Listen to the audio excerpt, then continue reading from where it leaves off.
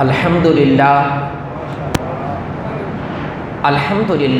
منشی الخلق من عدم ثم الصلاة علی المختار فی القدم مولاي صل وسلم دائما ابدا علی حبیبک خیر الخلق کلہم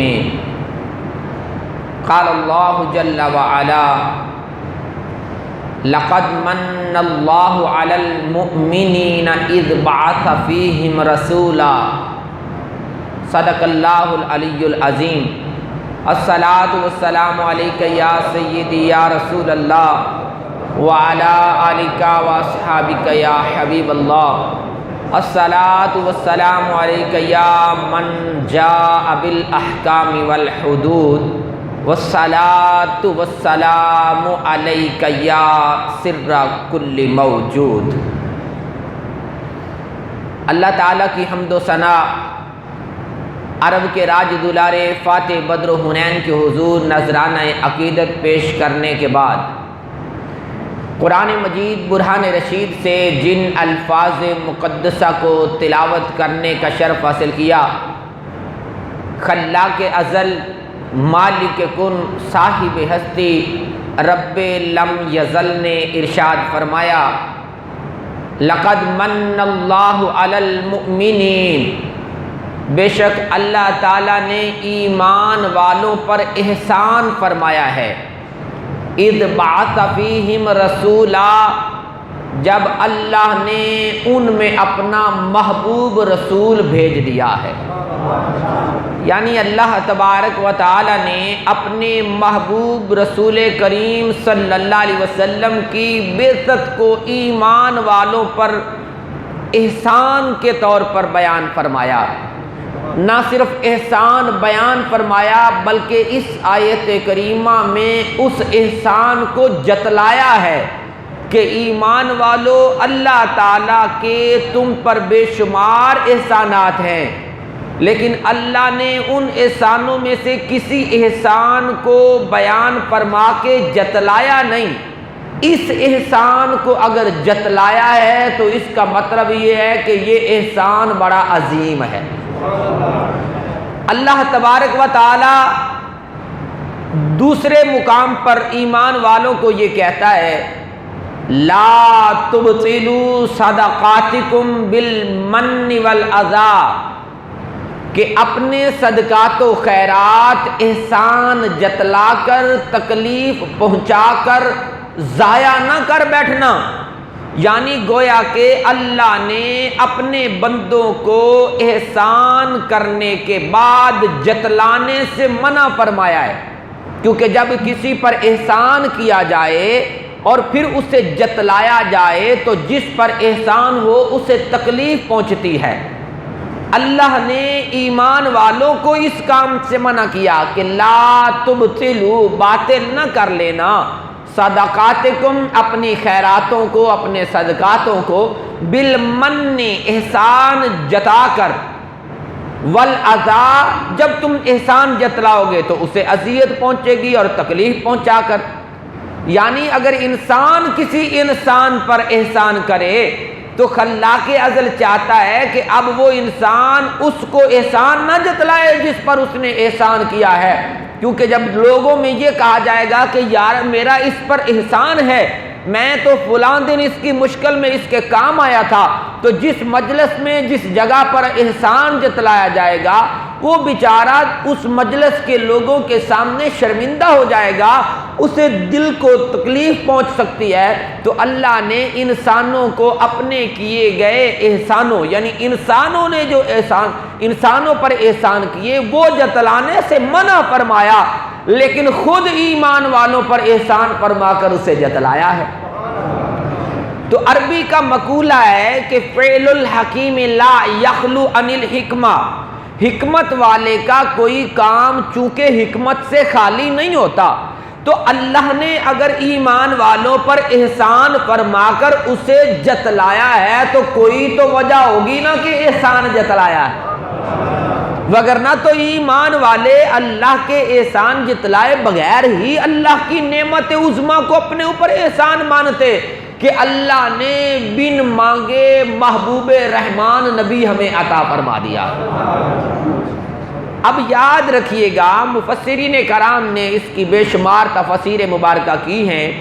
میں آپ کو ایک ایگزامپل کے ذریعے سے اس تفسیر کو جو میں بیان کرنا چاہتا ہوں وہ سہل اور آسان کر دینا چاہتا ہوں۔ احسان جتلانے کے لیے 3 چیزوں کا ہونا ضروری ہوتا ہے۔ کتنی چیزوں کا؟ ذرا بولتے رہیں گے تو آسانی ہو جائے گی۔ احسان جتلانے کے لیے 3 چیزوں کا پایا جانا ضروری ہے۔ اگر کوئی کسی پر احسان جتلائے تو 3 باتیں پہلے موجود ہوں گی تو ہی احسان جتلانا درست کہلائے گا۔ پہلی چیز، احسان کرنے والے کا موجود ہونا ضروری ہے کہ جس نے احسان کیا ہے وہ محسن موجود ہو تو احسان جتلانا درست ہوتا ہے۔ دوسری چیز، جس پر احسان کیا گیا ہو اس کا بھی موجود ہونا ضروری ہے، تب ہی احسان جتلانا درست ہوتا ہے کہ احسان کرنے والا موجود ہے اور جس پر یا جن پر احسان ہوا وہ بھی موجود ہیں۔ اور تیسری چیز، جو شے دے کر احسان کیا گیا ہو اس شے کا بھی موجود ہونا ضروری ہے، یعنی احسان کرنے والا بھی موجود، جو شے دے کر احسان کیا گیا وہ بھی موجود، جن پر احسان کیا گیا وہ بھی موجود، تب احسان جتلانا درست ہوتا ہے۔ اگر ان تینوں میں سے کوئی ایک شے مفقود ہو جائے، نہ پائی جائے، تو پھر احسان جتلانا درست نہیں ہوتا۔ مثال کے طور پر حاجی امین صاحب مجھے ایک قلم دیں تحفے میں اور کہیں نوید شہزاد بھائی یہ قلم مجھ سے لے لو، یہ ہوئے احسان کرنے والے محسن، مجھ پر انہوں نے کیا احسان، قلم دے کر کیا تو قلم وجہ احسان ہے کہ جس کی وجہ سے احسان ہوا۔ چند دن گزرے اور امین صاحب کہنے لگے بھائی میرا قلم واپس کرو، تو میں نے کہا حاجی صاحب آپ نے ہی دیا تھا، لے لیجئے۔ میں نے واپس پلٹا دیا۔ پھر تھوڑے دن گزرے تو حاجی امین صاحب عبدالعزیز بھائی کے سامنے کہنے لگے کہ یار نوید شہزاد چنگا بندہ ہے، میرا شکریہ ہی ادا نہیں کرتا، مجھے تھینک یو ہی نہیں بولتا، میرا احسان مند ہی نہیں بنتا۔ میں نے پوچھا حضرت جی کس لیے؟ کہنے لگے میں نے تم پر احسان نہیں کیا تھا، میں نے تمہیں قلم نہیں دیا تھا۔ میں نے کہا جی حاجی صاحب قلم تو دیا تھا لیکن دے کر واپس بھی تو لے لیا تھا۔ احسان جتلانا تب درست ہوتا جب جو شے دی وہ موجود ہوتی، واپس نہ لی ہوتی، کیونکہ احسان کرنے والا موجود، جس پر احسان ہوا وہ موجود، جو شے وجہ احسان تھی جس کی وجہ سے احسان جتلانا درست تھا، جب تک وہ شے موجود تھی احسان موجود تھا، جب وہ شے واپس لے لی احسان ختم ہو گیا۔ اب سمجھیے قرآن میں آپ کو اللہ کا احسان بیان کرنے لگا۔ اللہ فرماتا ہے ایمان والوں پر بے شک اللہ نے احسان کیا، اذ بعث فیہم رسولا، کہ اللہ نے اپنا محبوب رسول ایمان والوں کو دے دیا ہے، ان میں بھیج دیا ہے۔ ذرا بات کو سمجھیے گا، احسان کرنے والے کا ہونا ضروری، جن پر احسان ہوا ان کا موجود ہونا ضروری، جو شے دے کر احسان کیا گیا اس شے کا بھی ہونا ضروری۔ تو قرآن پاک کی اس آیت میں انہی تینی چیزوں کا بیان ہے۔ اللہ فرماتا ہے لقد من اللہ، احسان کرنے والا اللہ، علی المؤمنین، جن پر احسان ہوا وہ ہوئے ایمان والے، جو شے دے کر احسان کیا، اذ بعث فیہم رسولا، اللہ نے اپنا عظمت والا رسول ہمیں دے دیا، ہم میں بھیج دیا۔ لوگ ہم سے سوال کرتے ہیں مولوی جی کیا بات ہے، تم اب جشن ولادت نبی منا رہے ہو، اب حضور کی آمد کے چرچے منا رہے ہو۔ میں نے کہا ذرا قرآن کو سمجھ، احسان ہے تو تبھی تو شکریہ ادا کر رہے ہیں نا۔ اذ بعث فیہم رسولا، کہ اللہ نے ہم پر احسان کیا اپنا رسول دے کر. تو ہم یہ عرض کر سکتے تھے مولا اگر تو رسول دے کر واپس ہی لینا تھا تو پھر ہم میں بھیجا ہی کیوں؟ اگر اسے دے کر واپس لینا تھا تو وہ محبوب رسول ہم میں بھیجا بھی کیوں؟ اللہ اعلان فرماتا ہے نوید شہزاد میرے محبوب کی امت کو بتا دو، سورۃ الحجرات آیت نمبر 7 اللہ فرماتا ہے وَاعْلَمُوا أَنَّ فِيكُمْ رَسُولُ اللَّهِ، جان لو اللہ کا رسول تم میں آج بھی موجود ہے. تو اس لیے میں نے تو اپنا محبوب اپنے پاس پھر بلایا ہی نہیں، اگر چند لمحوں کے لیے آیا تو پھر تم میں بھیج دیا.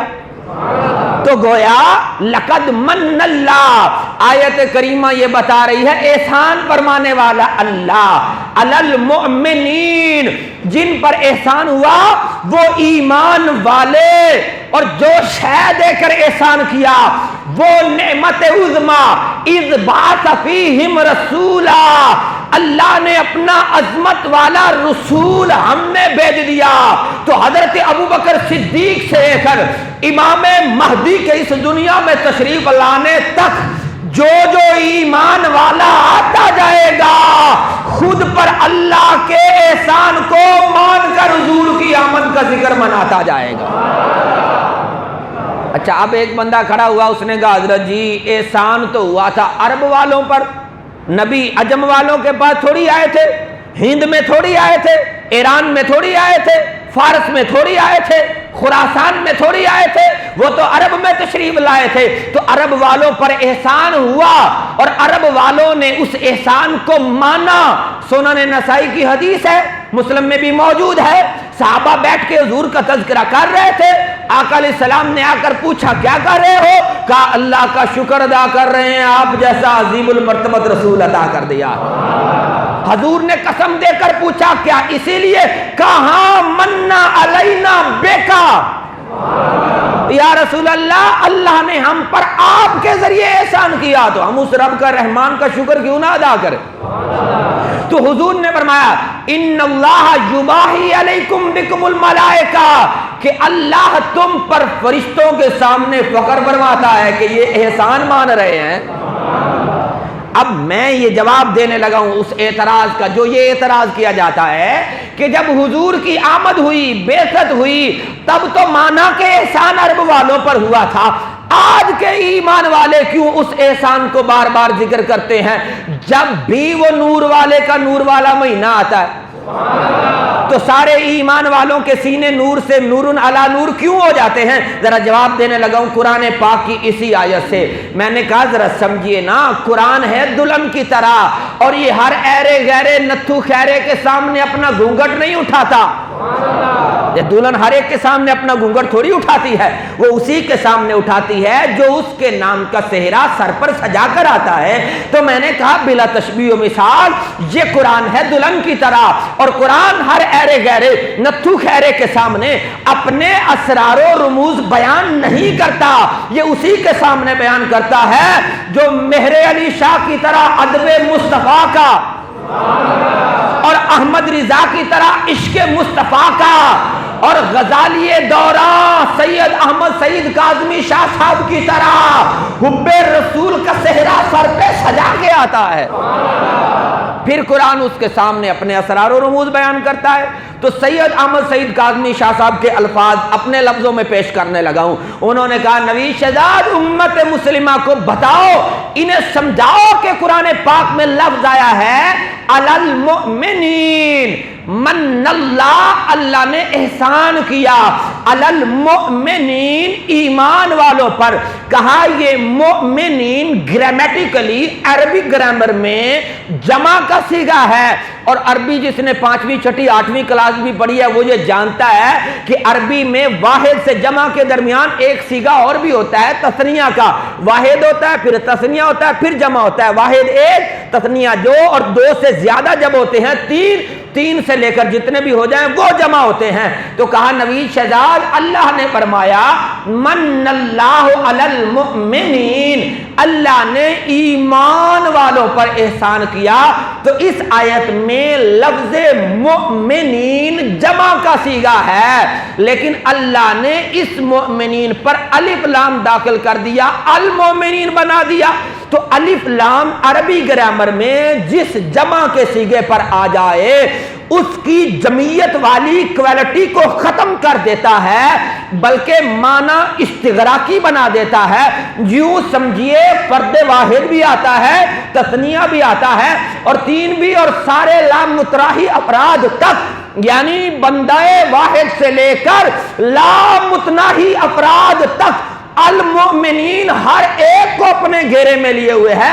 کہا اس عقل کے اندھے کو جواب دے، تو جو آئے روز لوٹا پکڑ کر گلی گلی جاتا ہے، محلہ محلہ جاتا ہے، لوگوں کو جا کر نماز کا درس دیتا ہے اور قرآن کی آیت سکھاتا ہے ان الصلاۃ کانت علی المؤمنین، بے شک نماز ایمان والوں پر کتابم موقوتا، جب وقت آتا ہے فرض ہو جاتی ہے. فجر کا وقت آتا ہے تو فجر کا وقت کی نماز فرض ظہر آیا تو ظہر کی فرض، عصر کا وقت آیا تو عصر کی فرض. کہا اسے یہ قرآن کی آیت سنا جیسے ان الصلاۃ کانت علی المؤمنین، کہ بے شک نماز ہر ایمان والے پر، خواہ وہ ایمان والا حضور کے زمانے کا ہو یا ابو بکر صدیق کے زمانے کا ہو یا عمر فاروق اعظم کے زمانے کا ہو یا عثمان غنی کے دور مقدس کا ہو یا مولا کائنات کے زمانے کا ہو یا امیر حمزہ کے زمانے کا ہو یا امیر معاویہ رضی اللہ تعالیٰ عنہ کے زمانے کا ہو یا اس دور میں داتا گنج بخش علی اجمیری کے زمانے کا ہو یا خواجہ اجمیری کے زمانے کا ہو یا آنے والے زمانے میں امام مہدی کے زمانے کا ہی کیوں نہ ہوگا، جب جب نماز کا وقت آئے گا تب تب نماز پڑھنی فرض ہو جائے گی. کہا اسی طرح اسے بتا لقد من اللہ، بے شک اللہ نے احسان کیا علی المؤمنین، ایمان والوں پر. یہ مؤمنین جمع کا صیغہ جس پر اللہ نے لفظ الف لام داخل کر کے اسے استغراقی بنا دیا، معنی یہ نکلا بے شک اللہ نے احسان کیا فرد واحد ابو بکر صدیق سے لے کر سیدتنا خدیجۃ الکبریٰ سے لے کر حضرت سیدنا زید بن حارثہ سے لے کر مولا کائنات علی المرتضی مشکل کشا شیر خدا سے لے کر امام مہدی تک جو جو ایمان والا آتا جائے گا ہر ایک اس احسان کو مانتا جائے گا، حضور کی آمد کا چرچا سناتا جائے گا. اب جس نے حضور کا احسان مانا، جس نے یہ سمجھا کہ کائنات میں اللہ کا سب سے بڑا فضل اور احسان محمد مصطفیٰ کی ذات ہے، تو وہ تو یہ مانے گا کہ لقد من اللہ، بے شک اللہ احسان فرمانے والا موجود، علی المؤمنین، ایمان والے موجود. ہائے ہائے ہائے، اذ بعث فیہم رسولا، جو رسول عظیم دے کر احسان کیا وہ رسول بھی ہم میں موجود.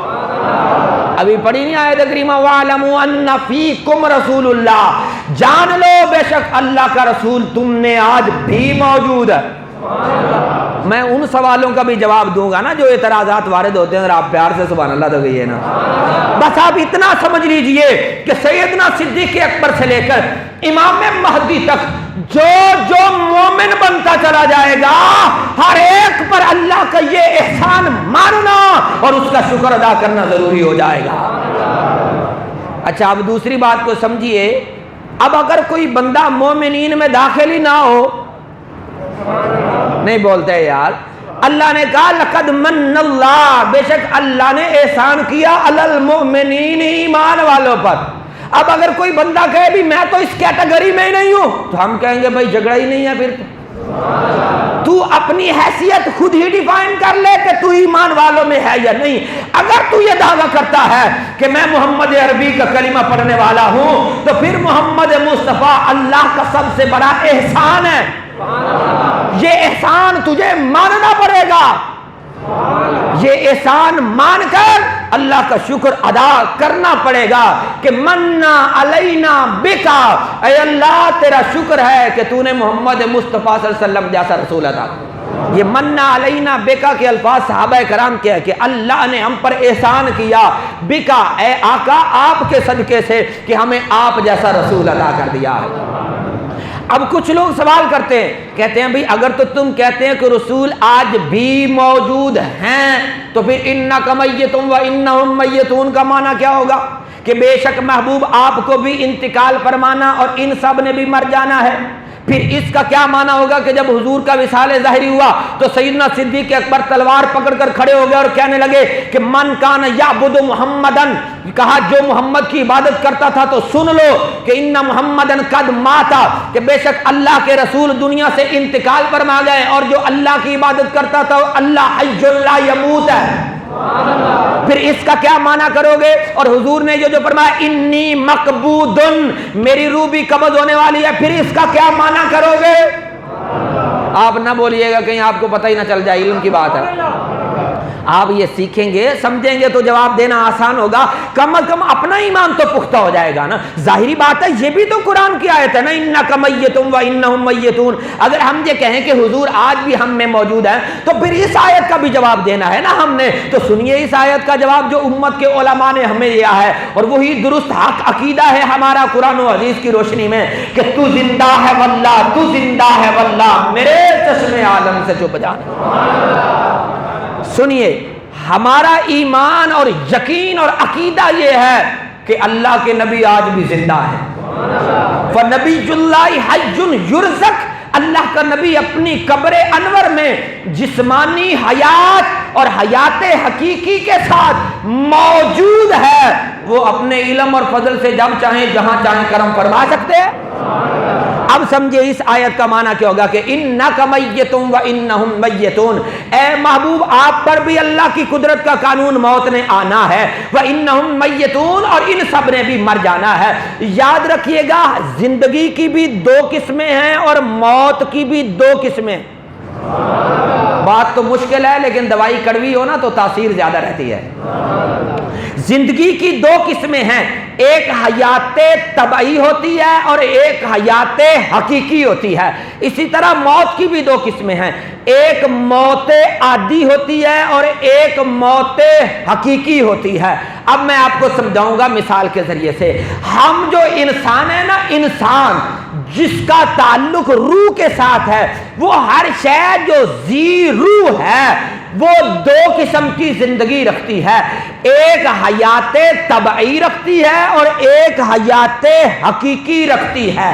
جب روح جسم میں موجود ہوتی ہے تو تب حیات طبعی یعنی عادتاً زندگی بھی ہوتی ہے اور جسم میں حقیقتاً زندگی بھی ہوتی ہے، لیکن جب روح جسم سے نکل جاتی ہے تو عادتاً تو روح نکلی، موت آ گئی، لیکن حقیقتاً چونکہ ہم انسانیت کے قبیلے سے تعلق رکھتے ہیں تو حقیقتاً جسم میں زندگی اس وقت بھی موجود ہوتی ہے۔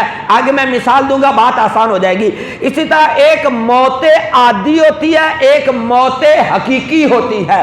عادی یعنی طبعی موت یہ ہوتی ہے کہ روح اور جسم کا تعلق برقرار رہے تو زندگی، اور روح کا تعلق جسم سے ختم ہو جائے تو موت طبعی یعنی اللہ کی قدرت کا قانون، موت کا آنا طاری ہو گیا۔ اور موت حقیقی کیا ہوتی ہے کہ وہ جسم جس کا روح سے سرے سے تعلق ہی نہیں ہے، جیسے پتھر ہیں ان کا زندگی سے کوئی سرے سے تعلق ہی نہیں ہے، ان پر موت حقیقی ہے۔ اللہ چاہے تو اپنے محبوب کی نگاہ سے ان پتھروں میں عادتاً زندگی پیدا کر سکتا ہے، لیکن وہ زندگی حقیقی زندگی نہیں ہوگی۔ اب میں آپ کو ایک مثال سے سمجھانا چاہتا ہوں۔ علماء اہل سنت یہ کہتے ہیں کہ ہر مومن مسلمان، خواہ وہ اللہ کا پیغمبر ہو، غوث ہو، کتب ہو، ولی ہو، ابدال ہو، صحابی ہو، اس پر ایک بار عادتاً اللہ کی قدرت کا قانون موت نے آنا ہے، اور فرشتوں نے ایک بار روح کو قبض کر کے لے جانا ہے۔ یہ ہے موت عادی۔ یہی بندے اور خدا کے درمیان فرق ہے کہ اللہ حی ہے، زندہ ہے، ایسا حی لا یموت کہ اس پر ایک لمحے کے لیے بھی موت نہیں آئے گی، اور محمد مصطفیٰ اللہ کے بندے خاص ہیں، ان پر بھی اللہ کی قدرت کا قانون عادتاً طبعاً موت کا آنا یہ لاگو ہوا۔ حضور کی روح مبارک جسم اقدس سے نکالی گئی، جب روح اقدس جسم اقدس سے نکلی، حیات حقیقی اس وقت بھی جسم میں ایگزسٹ کر رہی تھی۔ یہی وجہ ہے کہ حضور فرماتے ہیں، مسلم شریف کی حدیث ہے، میرا جب بھی کوئی امتی مجھ پر سلام بھیجتا ہے، رد اللہ علیہ روحی، اللہ میری روح اور میرے جسم کا تعلق پھر قائم فرما دیتا ہے، اور میں اپنے ہر امتی کے سلام کا جواب دیتا ہوں۔ تو ہمارا یہ ایمان ہے کہ جب روح اقدس جسم سے نکلی تھی تاکہ مصطفیٰ اور خدا کے درمیان فرق ہو جائے کہ مصطفیٰ اللہ کے بندے ہیں اور ان پر بھی عادتاً اللہ کی قدرت کا قانون موت طاری ہوا ہے، اور اللہ حی ہے، ایسا حی لا یموت جس پر کبھی موت نہیں آئے گی۔ یہ ایک تفسیر تھی، اور دوسری تفسیر عاشقوں کے امام فخر الدین رازی نے کر کے کمال کر دیا۔ کہتے جب اللہ نے فرشتوں کو حکم دیا اس روح کو پیارے جسم سے نکالو، تو فرشتے اس روح کو لے کر گئے اعلیٰ علیین نور کے قندیلوں میں، کیونکہ روح کے دو ٹھکانے، یا نور کی قندیلیں یا اسفل السافلین جہنم کے گڑھے۔ اب ساتوں آسمان اوپر جنتوں میں روحیں جاتی ہیں، یا ساتوں زمینیں نیچے جہنم میں جاتی ہے۔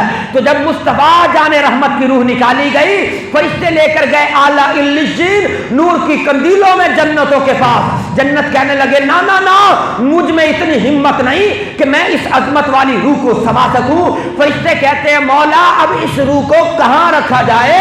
آواز قدرت آئی، اے فرشتوں، میں نے اپنے محبوب پر موت کا قانون طاری کر دیا ہے، اب اس روح کو دوبارہ اسی بدن میں پلٹا دو جس میں یہ پہلے 63 سال باتیں کرتی رہی ہے۔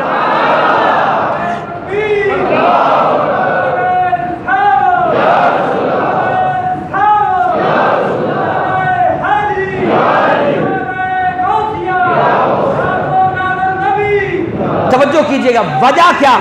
وجہ یہ ہے کہ روح کو رکھنے کے لیے جس قدر و قیمت والی روح ہوگی، مقام بھی ایسا چاہیے۔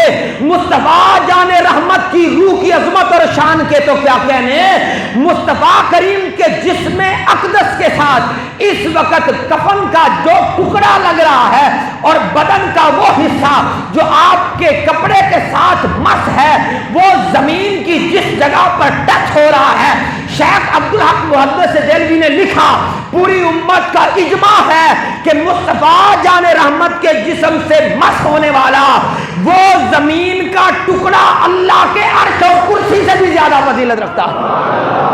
تو جس جسم کی یہ شان ہوگی، اس جسم میں موجود روح کی کیا عظمت کا مقام ہوگا۔ تو ہمارا یہ ایمان ہے کہ اللہ کی قدرت کا قانون موت کا عادتاً آنا وہ حضور پر طاری ہوا۔ جب روح جسم اقدس سے نکالی گئی، حیات حقیقی اس وقت بھی جسم میں موجود تھی۔ حضرت سیدنا قسم بن عباس فرماتے ہیں کہ جب حضور کو دفن کیا گیا تو میں آخری بندہ تھا جو حضور کی قبر انور سے باہر نکلا۔ میں نے دیکھا حضور اقدس کے لمحہ مبارکہ کو جنبش ہے۔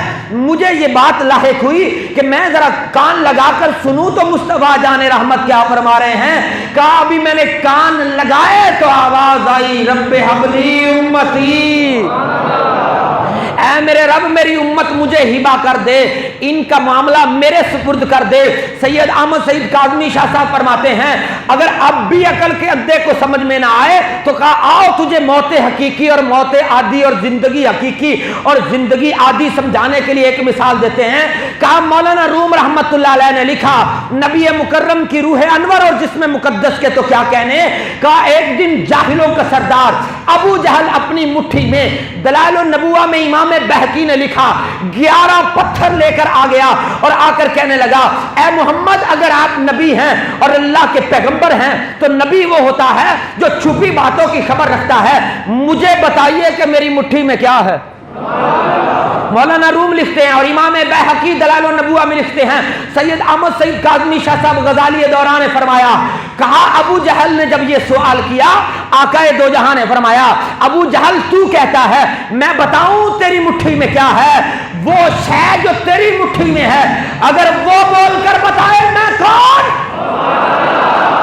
آج تکبیر، نعرہ رسالت، نعرہ رسالت، نعرہ حیدری، امامت اہل سنت۔ کہا ابو جہل تو یہ کہتا ہے کہ اے محمد آپ پیغمبر ہیں اور پیغمبر وہ ہوتا ہے، نبی کا معنی یہ ہوتا ہے کہ جو غیب کی خبر دینے والا ہو، چھپی باتوں کو جانتا ہو، تو اگر آپ یہ جانتے ہیں تو بتائیے میری مٹھی میں کیا ہے۔ حضور نے کہا ابو جہل میرا بتانا اس کو الگ رکھ، تو اگر چاہے تو جو شے تیری مٹھی میں ہے، جو شے تیرے قبضے میں ہے، تیرے قبضے میں ہونے کے باوجود تیرے خلاف گواہی دے دے تو۔ ابو جہل سوچ میں پڑ گیا بھائی چیز میری ہے بھی میرے قبضے میں ہے بھی میری مٹھی میں تو میرے خلاف کیسے ہو سکتی ہے۔ کنکری ابو جہل کی مٹھی میں سوچنے لگ گئی اگر میں آج چپ رہی تو بدبخت ابو جہل مکے کی گلیوں میں نبی کی عزت پر حملہ کرنے کی کوشش کرے گا، کہے گا نبوت کا دعویٰ کرتا تھا لیکن یہ نہیں بتا سکا میری مٹھی میں کیا ہے۔ کنکری نے ابو جہل کی مٹھی میں یہ تہیا کر لیا کہ انجام جو بھی ہو دیکھا جائے گا، آج نبی کی عزت پر پہرا دینا ہے۔ دوسرے لفظوں میں یوں سمجھیے غازی علم دین شہید یہ جانتے تھے گورنمنٹ انگریزوں کی ہے، یہود و نصارہ کی ہے، آج میں ان کے مٹھی میں ہوں، ان کے قبضوں میں ہوں، لیکن جو انجام ہوگا دیکھا جائے گا۔ بات آ گئی ہے نبی کی عزت پر۔ اب ہم نے غیر کی مٹھی کو نہیں دیکھنا، جس کے قبضے میں ہے ہم نے اسے نہیں دیکھنا، ہم نے یہ دیکھنا ہے کہ ہماری نبی کی عزت پر بات آ گئی ہے تو نبی کی عزت پر پیرا دے کر دکھانا ہے۔ دلائل النبوہ میں امام بہقی اور مثنوی روم میں مولانا روم لکھتے ہیں کنکری ابھی ابو جہل کی مٹھی میں تھی، حضور نے ابو جہل کی مٹھی پر نگاہ ڈالی، کنکری نگاہ مصطفیٰ سے زندگی پا گئی اور بے جان ہو کر ابو جہل کی مٹھی میں بول کر کہنے لگی اشہدو ان لا الہ الا اللہ۔ تو کہا ارے او بدبختو، جس نبی کی نگاہ کا یہ حال ہے کہ موت حقیقی رکھنے والے پتھروں میں بھی اپنی نگاہ سے زندگی پیدا کر سکتا ہے، اس نبی کی اپنی زندگی کا حال کیا ہوگا۔ کہا ابو جہل نے جب یہ سنا کنکری پھینکی دوڑ لگا گیا، کنکری جب تک چپ تھی ابو جہل کی مٹھی میں قید تھی، اپنے نبی کی عزت پر بولی آزاد کر دی گئی۔